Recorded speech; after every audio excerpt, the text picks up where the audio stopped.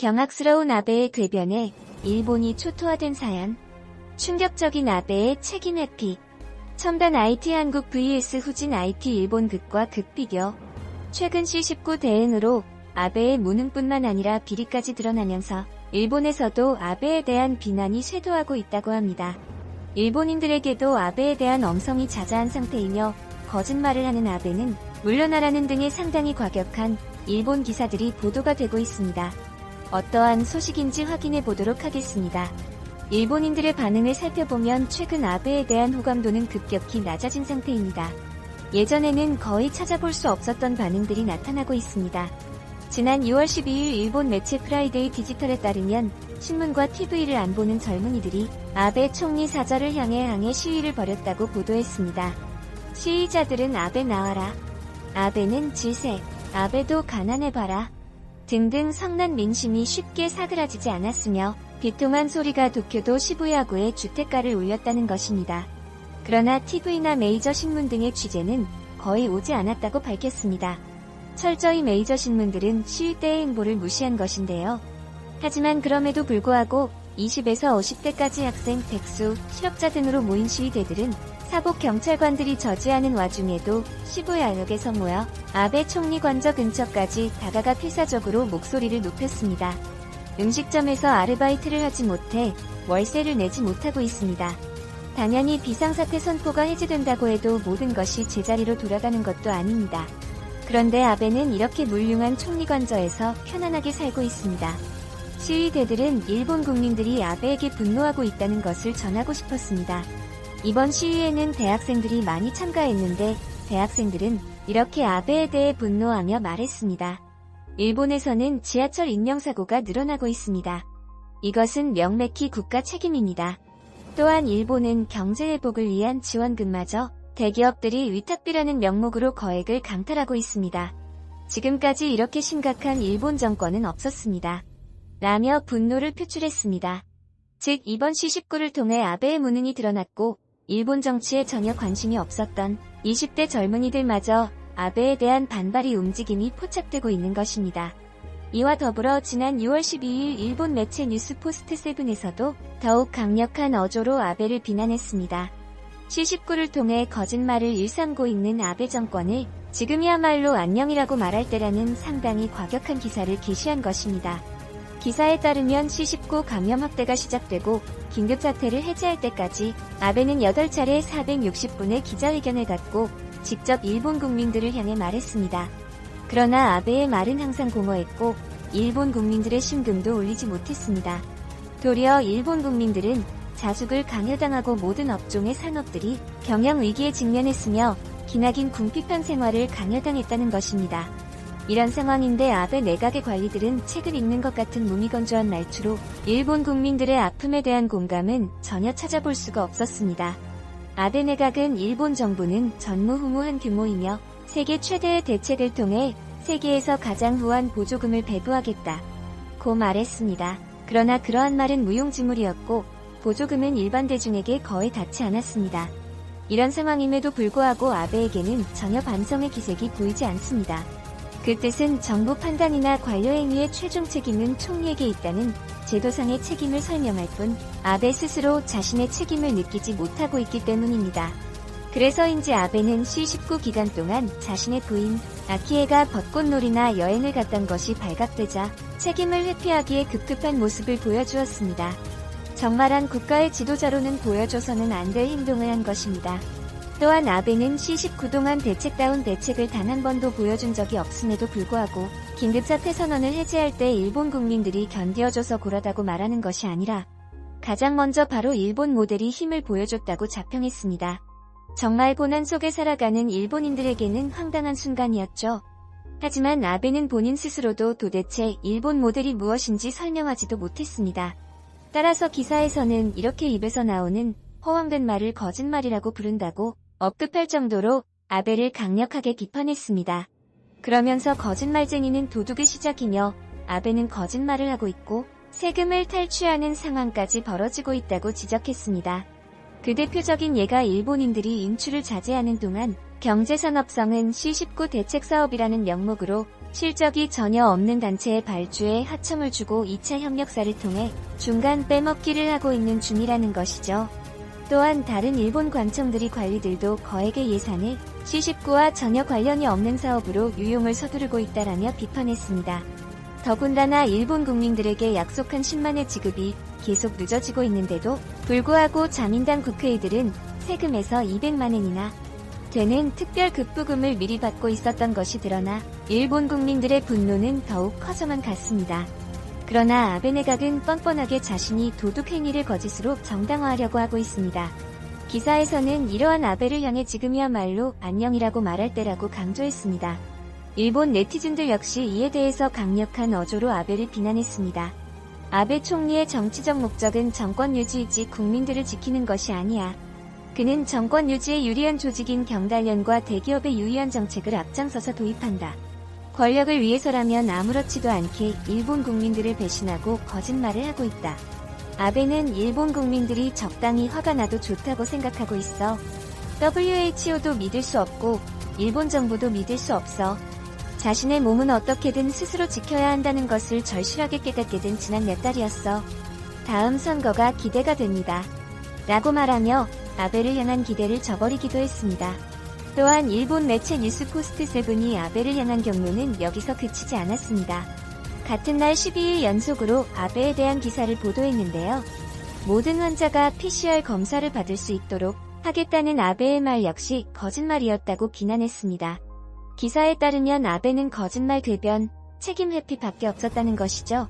아베는 지난 2월 29일 첫 기자회견에서 일본에서 첫 번째 감염자가 나오고 나서 1개월이 지나 크루즈선에서 감염 확대가 되자 세계의 주목을 끌고 있었습니다. 전 세계 각국으로부터 늑장 대응을 비판받았던 아베는 갑작스럽게 전국적으로 휴교령과 스포츠나 콘서트 등의 대규모 이벤트의 자제를 요청해 일본 국민들이 혼란에 빠진 상태에서 기자회견에 임했습니다. 일본 기업들과 국민들은 준비가 전혀 되지 않은 상태였던 것입니다. 그러면서 아베는 이렇게 말했습니다. 앞으로 1에서 2주가 감염이 빠르게 확대될지 종식으로 갈지 갈림길이기에 선택했습니다. 하지만 이때까지만 해도 아베 내각마저도 신중론이 우세하다는 비판이 일자 아베는 설명이 부족하다는 판단하에 이것은 자신의 의견이 아니라 전문가들의 의견이었다고 반박했습니다.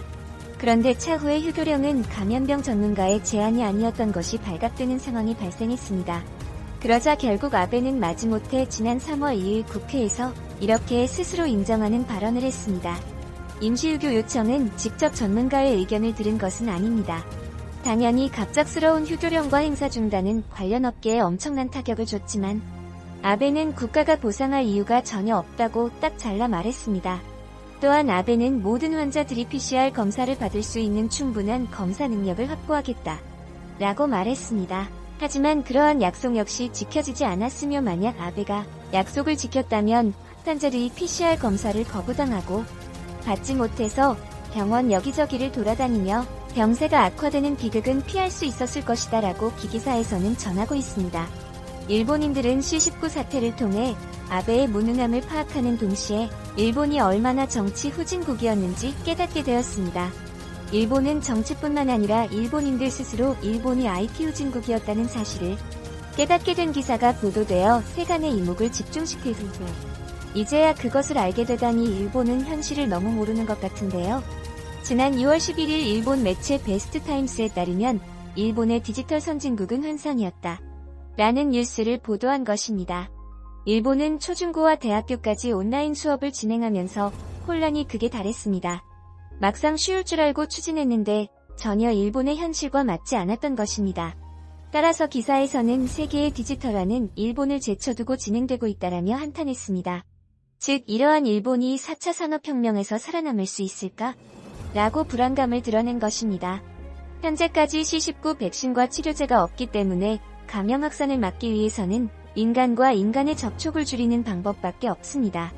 그러므로 이런 사회를 운영하기 위해서는 ICT 기술이 필수적입니다.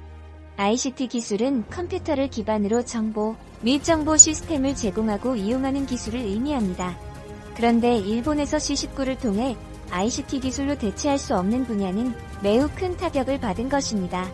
음식점이나 소매점, 관광업이나 숙박업 등이 폐업이나 파산이 폭발적으로 증가했습니다. 반면에 인터넷 기업이다. ICT 업계는 폭발적으로 성장했죠. 이제 앞으로 세계 각국에서 관공서나 기업교 등에서 디지털화를 촉진할 것이 분명해 보입니다. 문제는 일본의 ICT 후진성이라는 것입니다.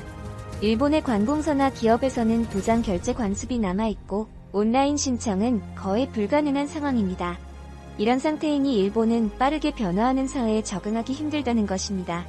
얼마나 일본의 대응이 느리지는 마스크를 통해 더욱 분명하게 드러났습니다. 아베가 배포한 마스크는 긴급사태 선포 해제 후에 도착하는 웃지 못할 사건도 있었던 거죠.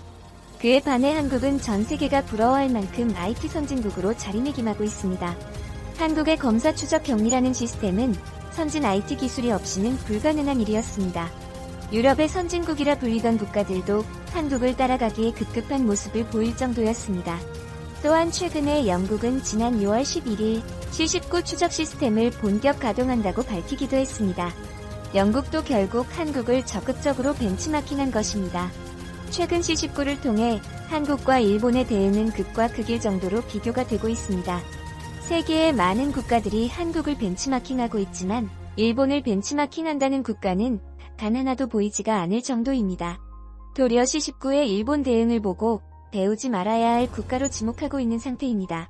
앞으로 일본의 국제적 위상은 급격히 추락할 것이 분명해 보입니다.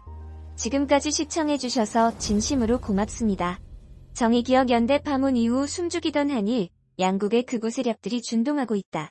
군 위안부 존재 자체를 부정하고 심지어 일제 군국주의를 찬양하는 수준에 이르렀다.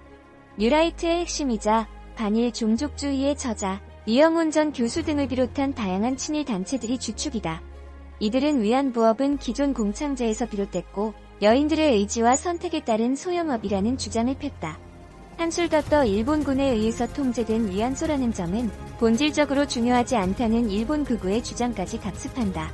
이들은 이명박 박근혜 정권 당시 교학사 교과서, 국정교과서 등을 주도했지만 지나친 친일 독재 미화와 함량 미달로 폐기 처분됐다.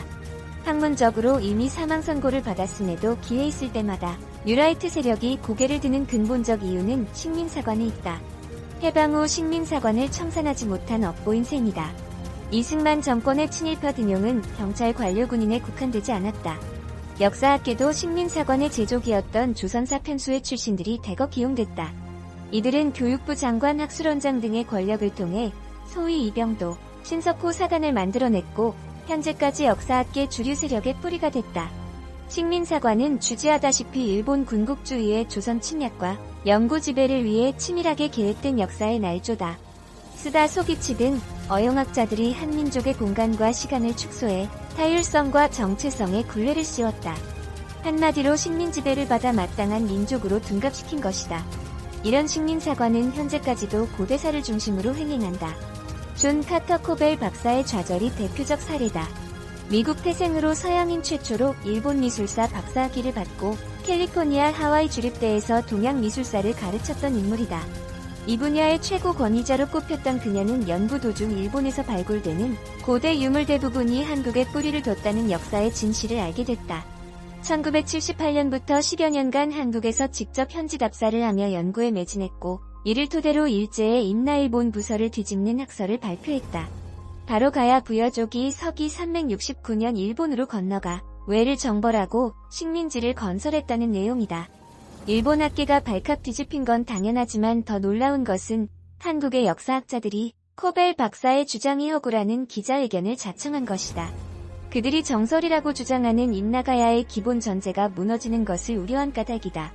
역사학은 본질적으로 토론과 논쟁을 통해 새롭게 발전하는 학문임에도 다른 학설을 가차없이 사이비와 이단으로 취급하는 것은 역사의 해석을 독점하겠다는 위험한 시각이다. 코벨 박사는 다수의 저서를 남겼는데 일본이 한국에 가한 최악의 잘못은 한국 문화를 말살해서 한국인 스스로 과거에 대한 자부심을 잃고 자신을 비하하게 만든 것이라고 기록했다. 한 가지 더 한국 학자들은 진실을 밝히는데 지나치게 겁을 먹고 있다는 아쉬움도 남겼다. 코벨 박사의 지적이 아니더라도 현재도 식민사관 2.0 버전이 버젓이 활개를 친다. 식민사관이 실증주의 사학이란 명패만 바꿔단 것이다. 식민사관을 매개로 한 일 극우 세력들의 연대가 강화되는 것은 심각한 문제다. 반일 종족주의 공동저자인 이의원 낙성대 경제연구소 연구위원이 대표적인 사례다. 그는 아베 정부의 한국 수출 규제 조치 직후 유엔 인권이사회에서 일제의 강제 동원을 부정하는 발표를 했다. 더 경악스러운 것은 그가 일본 역사 수정주의자 후지키 유치의 금전적 지원을 받고 회의에 참석했다는 점이다. 이와 관련해 한국에 귀화한 호사카 유지 세종대 교수의 증언은 섬뜩하다. 그는 신친일파란 저서를 통해 일본 극우 세력은 신친일파를 양성하고 있고 그들의 입을 빌려 일본 군국주의의 역사를 미화하고 있다고 지적했다. 그의 증언은 더 구체적이다. 극우단체인 사사카와 재단 등은 한국의 학자들에게 고액의 연구비를 지원하고 있다. 어떤 한국 학자는 일본 정부나 공안, 보수단체의 초청으로 1년에 30번 정도 일본을 가는데 사례비로 한 해당 500만에서 1000만 원을 받는다고 밝혔다. 역사는 민족의 뿌리이자 혼이다. 중국의 동북 공정과 일본 극우의 역사 분식이 자행되는 이 시점에도 식민사관의 잔재가 여전히 맹위를 떨치고 있다. 친일 역사 바로 세우기에 나선 문재인 정부의 임무는 막중하다. 우리 후손들에게까지 굴욕의 역사를 가르쳐선 안 될 일이다.